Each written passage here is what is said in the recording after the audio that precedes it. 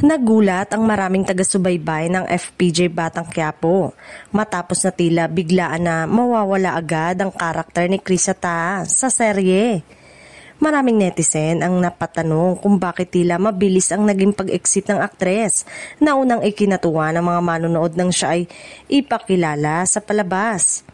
Ayon sa mga usap-usapan online, hindi na umano na ilalabas ang husay ni Krisa. Bagay na ikinadismaya ng ilan niyang taga-suporta.